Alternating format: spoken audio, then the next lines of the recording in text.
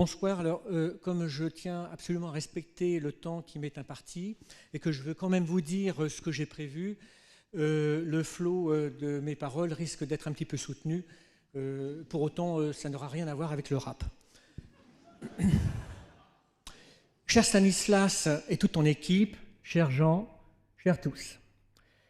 Alors, tout ce qui a un début a une fin. C'est une loi fondamentale de la vie, reprise par toute approche métaphysique, qui pourrait a priori nous chagriner un peu. Mais sachant qu'elle est aussi de toute éternité, finalement, tous les espoirs sont permis.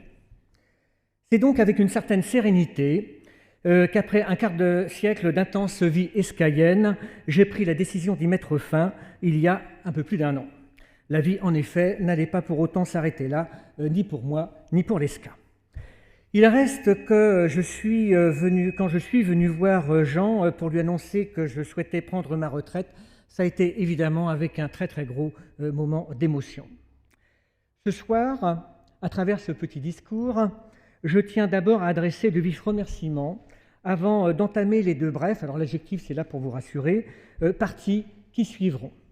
Au passage, les juristes qui sont dans la salle ne manqueront pas de remarquer que je sacrifie là au sacro-saint principe du plan en 2 parties.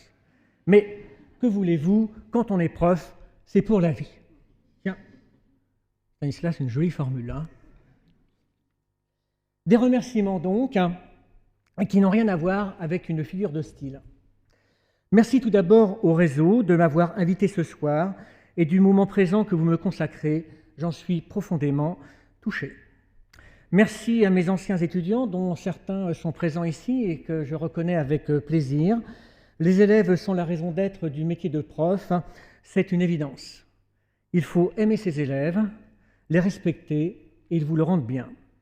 Vous m'avez apporté des satisfactions inestimables qui ont profondément contribué à donner un sens à ma vie.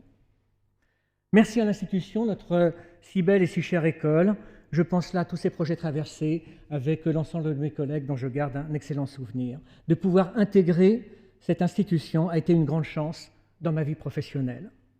Je ne voudrais pas non plus oublier de remercier les parents, dont j'ai eu le plaisir de rencontrer quelques-uns tout à l'heure, avec lesquels j'ai beaucoup travaillé, notamment via le CAPESCA de façon privilégiée pendant plus d'une dizaine d'années, n'est-ce pas Véronique, et quelque part par là. Si je vous adresse tous ces remerciements, c'est qu'il s'est évidemment déroulé beaucoup de choses très intéressantes pendant ces 25 ans passés avec vous. Un retour rapide en arrière mérite donc d'être fait, que nous intitulerons « Souvenir, souvenir ». Mais ma vie ne s'étant pas arrêtée au 31 décembre 2020, j'aborderai ensuite fugacement la question d'après dans une seconde et ultime partie dénommée « Avenir, avenir ». Alors, souvenir, souvenir. En guise de souvenir, je vais vous proposer 2 anecdotes auxquelles j'ai pensé là dernièrement, dont je me suis remémoré il n'y a pas très longtemps. Alors, la première anecdote, c'est un peu comme une parenthèse dans mes souvenirs escaïens. C'était il y a maintenant quelques années de cela, à l'occasion d'une soutenance de rapport de stage. Eh bien, j'étais seul membre du jury puisque le maître de stage avait fait faux bond au dernier moment, il avait eu un problème. Donc notre étudiant est rentré, tout cravaté, tout costumé, à souhait, il était très bien. Et puis avec ses transparents, alors vous imaginez les transparents, c'est le paléolithique inférieur. Et puis le voilà qui commence à faire sa présentation, tout se passe très bien, bon, moi j'avais l'air docte, etc., la figure de circonstance, et puis tout d'un coup, à un moment donné, il fait une gestuelle un peu bizarre qui me surprend parce que je n'en connaissais pas du tout à ce moment-là le sens, mais bon, voilà, je restais de marbre, hein, bien évidemment, mais j'étais vraiment très surpris. Il me faisait ça, clac-clac, régulièrement, comme ça, au détour d'une phrase et d'une autre, et puis avec tellement d'aplomb que je me suis dit à un moment donné, mais alors c'est pas normal, il faut absolument que je me mette au goût du jour, et moi-même, à un moment donné, je me suis carrément lancé, et voilà, j'étais moi aussi étant comme ça, donc la soutenance s'est passée une partie sous cette gestuelle. Bref, une fois la soutenance passée, je suis allé voir mon voisin le plus proche, qui avait plus d'habitude de moi à l'époque de soutenance, il m'expliquait ce que c'était des guillemets. Voilà, hein. Fin de la parenthèse. Alors, la deuxième anecdote que je vous propose, eh bien cette figure-là, je crois me souvenir que c'était un BDE qui avait fait cela. Je ne sais pas si ça vous dit quelque chose, hein. On a de la lecture quand même, hein. Et alors, Et alors, ça date de 2006, très précisément, puisque l'IPAS venait juste d'être passé.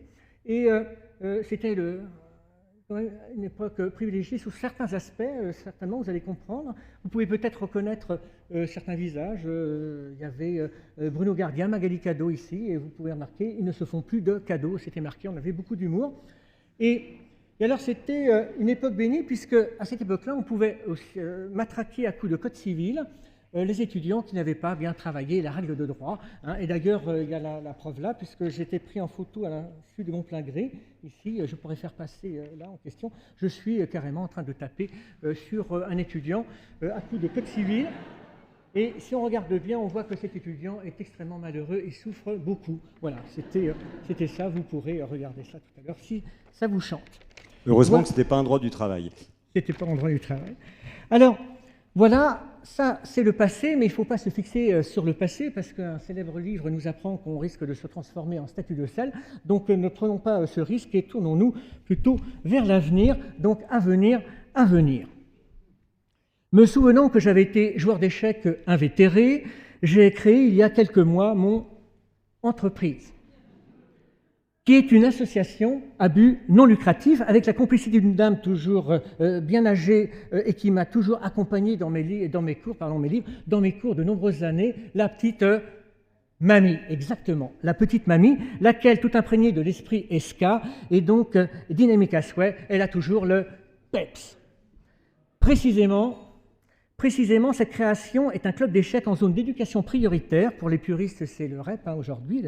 Il s'agit en effet d'un projet de loisir à portée éducative via le roi des jeux, permettre à des gamins, parfois en difficulté, de travailler leur capacité de concentration et d'analyse et ainsi de prendre confiance en eux. Ce club, c'est le Trélazé Échiquier Club, Tech, ça fait très bien, situé en bordure d'Angers, à Trélazé pour ceux qui connaissent. Mais ce club a pour seul patrimoine actuellement que quelques malheureux jeux en plastique rangés au fond d'une vieille armoire.